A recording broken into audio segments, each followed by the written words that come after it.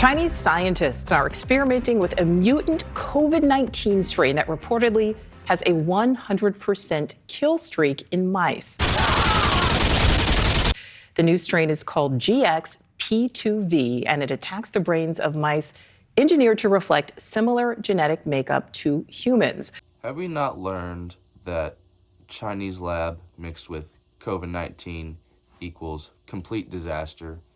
I mean, come on, do we really have to live through 2020 again just to see the results of how this goes? Researchers report the mice lost weight, became sluggish, adopted a hunched posture. So basically the average day American. With their eyes turning completely white the day before they died.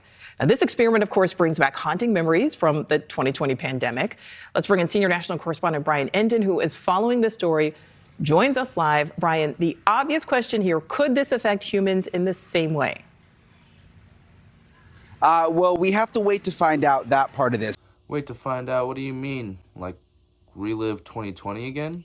Is that what you mean by wait to find out? We've been looking over this research all day, Nicole, and obviously, like you said, Look at those kids doing some WWE type shit back there. Doing some kind of COVID research does send off alarm bells. When you think back to the pandemic may have started.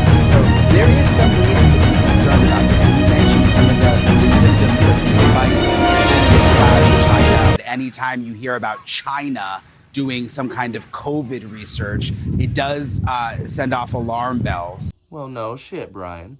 When you think back to the way the whole pandemic may have started. So there is some reason to be concerned about this. And you mentioned some of the symptoms that these mice in this lab in China have after they were tested with this new strain of COVID. Lost weight, sluggish, eyes turned white. Again, though, for us, I think the biggest concern is what kind of research are they doing, and is there the possibility of another lab leak? Could that be a problem here? Yes, Brian. Could that be a problem? We spoke to an infectious disease doctor at Florida International University.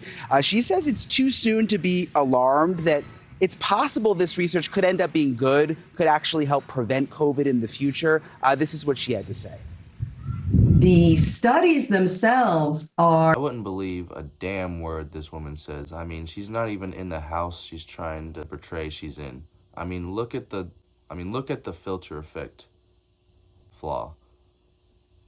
Especially if they are well done and well contained in appropriate laboratories, are very useful for helping us get ahead of natural changes such that we can produce appropriate monoclonal antibodies, appropriate different types of enzyme inhibitors like protease inhibitors that can help us, again, get ahead and even produce better vaccines ahead of time before there's a major problem if it happens spontaneously. Not buying any of that.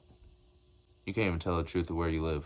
And you heard the doctor there, Nicole, say if it's in an appropriate laboratory. I think that's the big question here. Yes, as long as it's not in a laboratory in China. China.